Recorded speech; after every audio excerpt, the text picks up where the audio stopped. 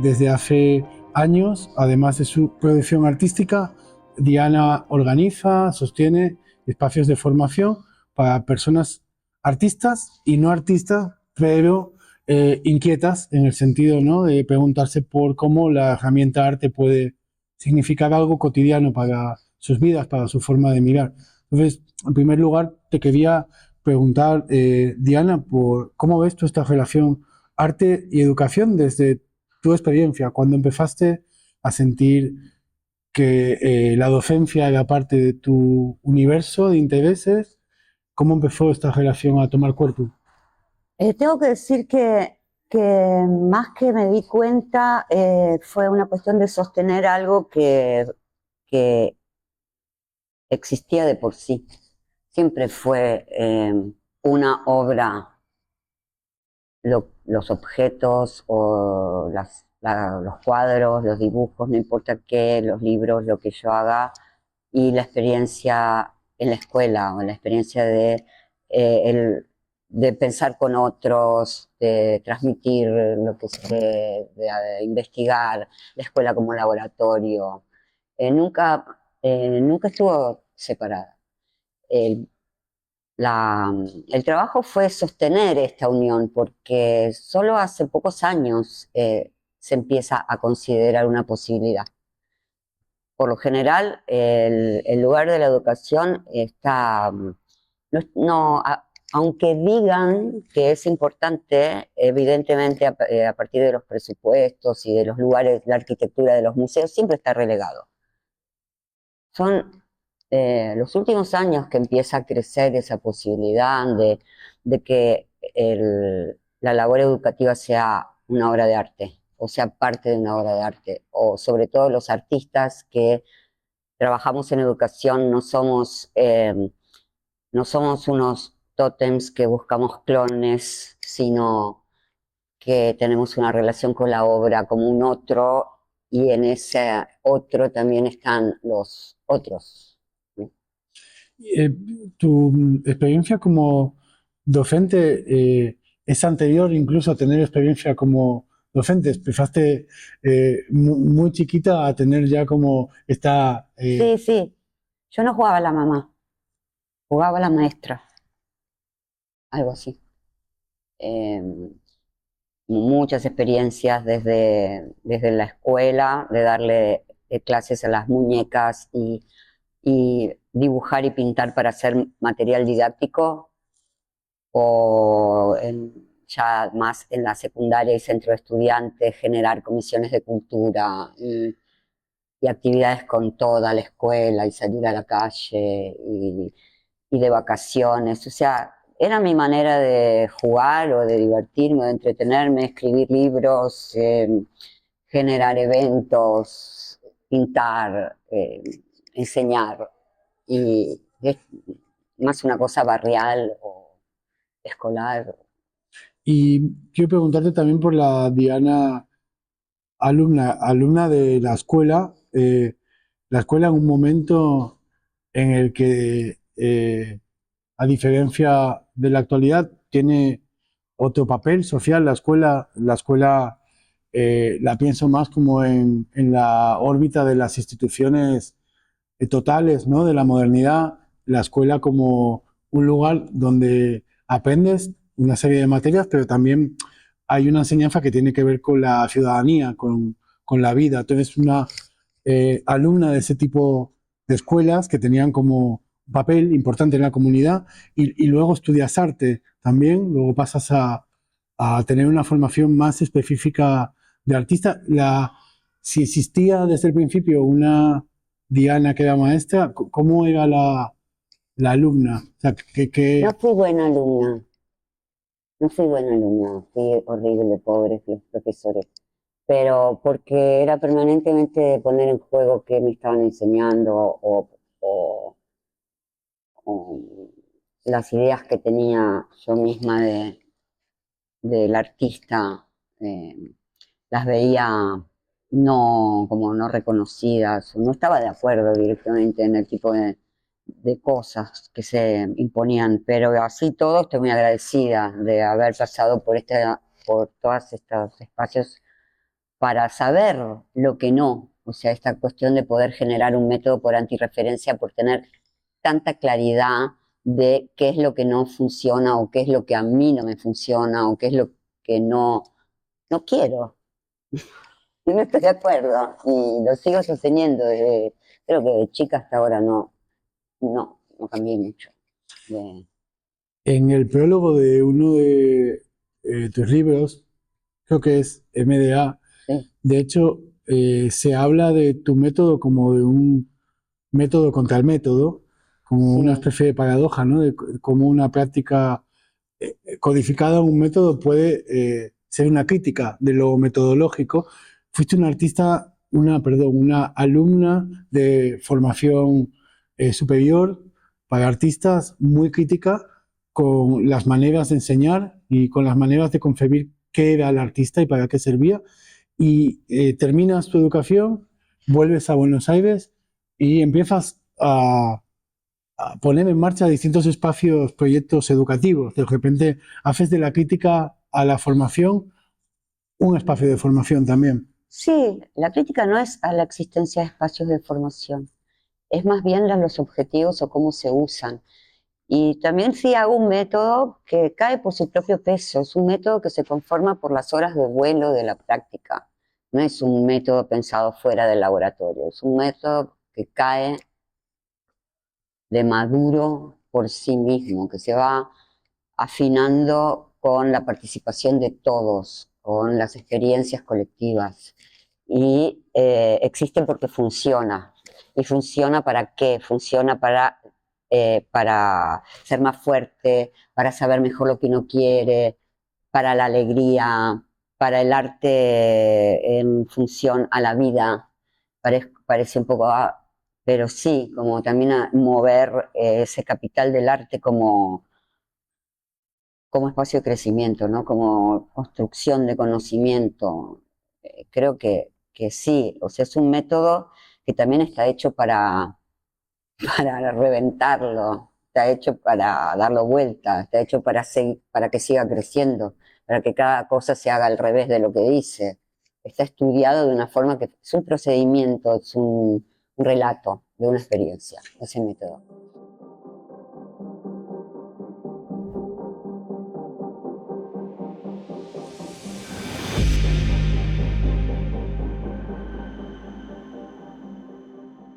Hay un ejercicio preciso que es el antirreferente y es un módulo donde se estudia todo lo que no, eh, todo lo que no quiero ser, todo lo que no me gusta, todo, que a veces sirve como una especie de catarsis para encontrar un espacio para quejarse, que sería su peor versión, pero en su mejor versión es ubicar lo que no como constructor de uno mismo, como es, es tanto que no, que ese saber me construye. ¿Ok? Que yo puedo desarrollar porque tengo claro lo que no. Y sí, antirreferencia es súper importante como en este método de conocimiento. Yo vivo el no como sí, no, es como pensar en la luz sin oscuridad, ridículo. No puedo, o sea, volvemos a lo mismo, ese lugar de las certezas y las intuiciones, donde los opuestos o los puntos más lejanos están para servirse. Y muy en concreto, porque en tu diccionario, en las Sí, historias, ¿no? El subtítulo utiliza la palabra certezas, intuiciones, aparece certezas, intuiciones. Quería preguntarte por el método, hablando de método, el método intuitivo. ¿Cómo funciona la intuición en tu práctica? parto de que no hay, que las certezas son intuitivas, o sea que uno tiene una certeza por intuición, o que a la intuición hay que ponerle certeza, porque si no la dejas pasar. Y, o sea, no existen tampoco una sin la otra, pero te voy a contar eh, cómo inventé ese subtítulo. Me paré frente al kiosco de diarios cuando había muchas publicaciones puestas a la vista, ahora no hay tantas. En ese momento todavía estaban todos los diarios periódicos colgados y revistas, y busqué las palabras, leí todo lo que se veía en la calle mirando eso, y de ahí salieron las palabras certeza e intuición. Yo considero la escritura mía como una reseña de mi trabajo en general, de mi experiencia como docente y artista, o docente de arte, o como querramos llamarlo. Pero en el momento de escribir, por ejemplo, el diccionario es un modo de completar, como una continuación de la clase. Es qué querés decir cuando decís nube. Y yo te cuento y otra persona también me contesta qué quiere decir cuando dice nube. Entonces eso yo lo junto. El método es la reseña de lo que hacemos en las clases, y ahora el próximo libro, el manual, viene con días de ejercicios para pintar y para cualquiera que quiera dibujar o pensar con las manos, le digo yo, y son también reseñas de la experiencia. Yo me considero más una reseñadora de mi trabajo y no tengo tantas ínfulas de escritora. Creo que es una de las cosas que como escritora me hacen los demás, algo así. Yo escribo cada vez más, pero nunca me coloqué en ese lugar del escritor. No creo que mi vida sea del todo una vida de escritora. Los escritores la pasan peor que yo. Hablemos de distancias y de autonomía. En MDA Sí, puntualmente se habla de cómo obra y artista no son la misma cosa. Esto es muy provocativo teniendo en cuenta que la historia del arte, desde el Renacimiento hasta bien entrado el siglo XIX, por lo menos, se escribió siempre a partir de la vida de los artistas en relación a la obra, como si fuesen todo el tiempo lo mismo, como si no pudiese separarse obra o como si la obra no fuese autónoma en realidad. yo creo realmente que la obra es autónoma y que tiene una vida y un modo de ser. Y cuando se dice cuerpo de obra, creo que sí hay un cuerpo de obra, pero no es el nuestro, no es un cuerpo sin órganos, como bien se dice, y es una evidencia que entre todas las partes de la obra hay un cuerpo que ahí se discute el ser artista, no en una bomba, no en un objeto, en una unidad, sino en un mundo, planetas, un cosmos, no sé ya, es enorme ese cuerpo. Y, y solo ganamos en verlo como autónomo. Imagínate estar cargando como con tu hígado. No, no.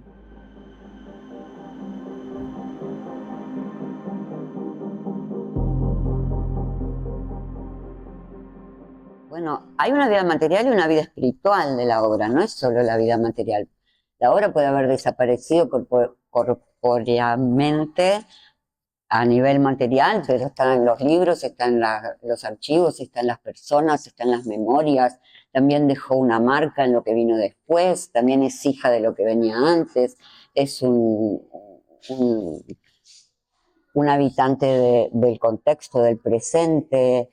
Hay muchísima vida no corpórea, o sea, corpórea, no quiero, es confuso porque también, ¿no? Que es el cuerpo donde termina, pero bueno, también tiene hongos, también junta polvo, también se rompe, la restauran, hacen cualquier cosa con las restauraciones, se sabe, inventan obras de vuelta. Si eso no es la vida de la obra, cuando te dicen, no, mejor hacela colorada, porque acá sí la ponemos junto a los holandeses, y eso se...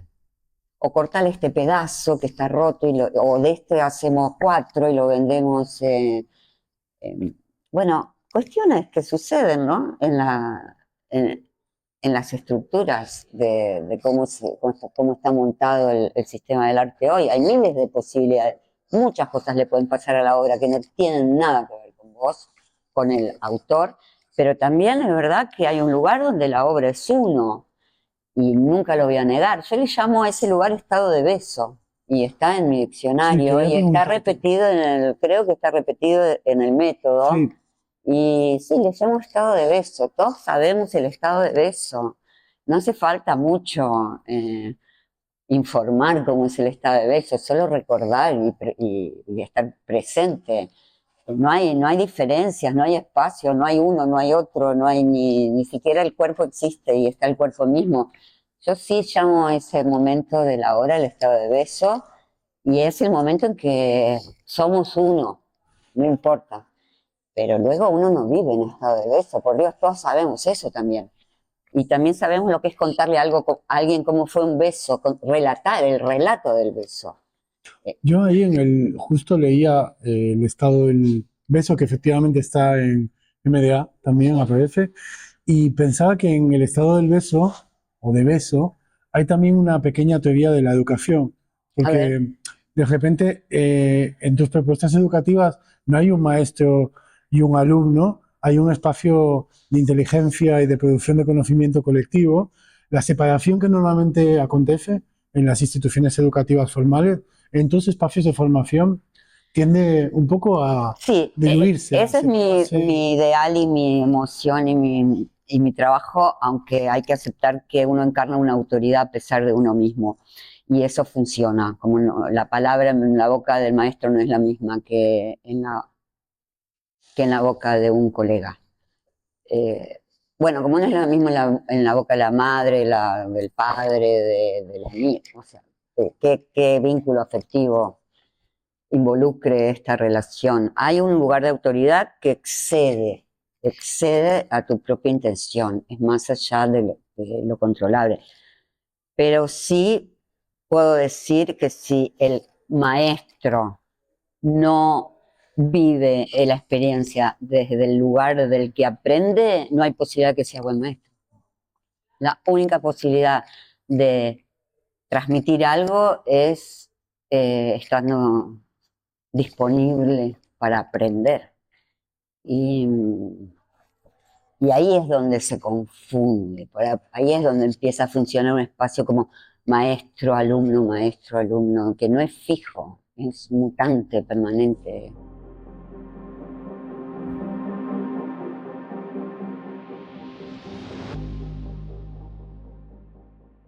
Y es fácil.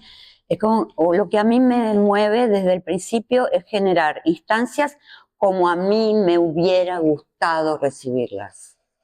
O un arte como a mí me gustaría que sea. Como ir así por esa ilusión.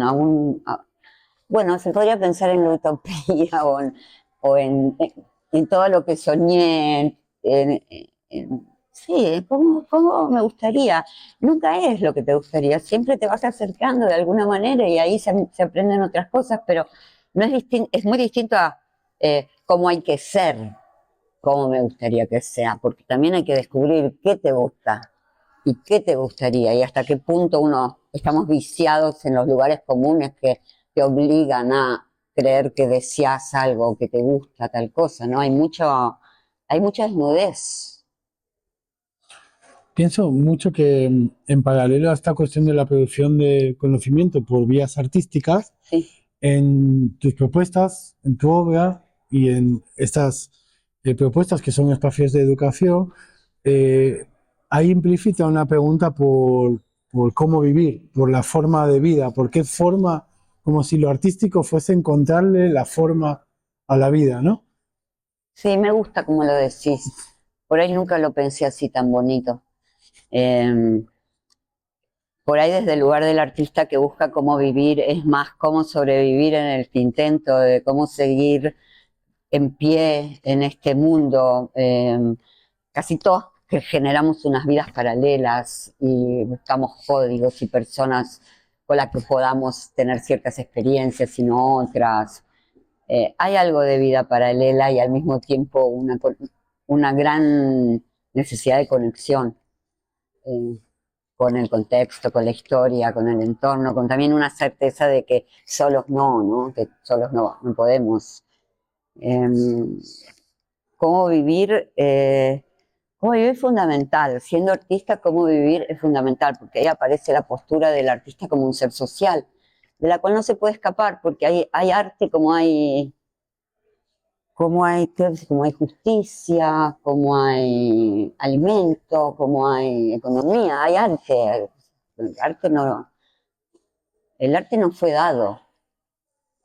Sé que no son solo personas jóvenes las que participan de tus clínicas, de tus espacios de formación, pero sí recibes a personas que pueden tener expectativas, a veces como sociales también, de lo que significa ser artista. ¿Cómo trabajas con esa cosa de que hoy parece que existe un mandato social y que la idea que en un momento dado fue muy rupturista, vanguardista, de que todos podemos ser un artista, hoy es una condición capitalista también de forma de vida? Eso es simplemente escalar la seriedad del trabajo y el compromiso y estar involucrado, esa desnudez que nombré antes, esa capacidad de ponerse en juego, el desafío de la presencia. Creo que ahí las personas que buscan otra cosa se caen solas desde ese punto de vista. Pero así cuando te escuchaba pensaba en que a mí me gusta mucho recibir personas jóvenes que nunca agarraron un pincel o que no vienen de ninguna formación, es como un oasis. Y los mismos ejercicios que esas personas reciben funcionan mucho más rápido, porque no tienen todo este trecho de desviciarse de de la educación y la historia y todo lo que debe ser. O sea, directamente es como un espacio abierto hacia el saber. No hace falta. Pero está lindo, mira, nos está saliendo re lindo porque nos olvidamos que. Sí. Yo tengo una última pregunta, que es una pregunta que tú misma haces en tu práctica como artista y como educadora.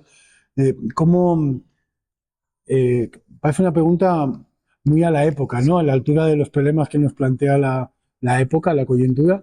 ¿Cómo hacer mejores preguntas? ¿Cómo hacer preguntas? ¿Cómo podemos entender la pregunta como un modo de conocimiento?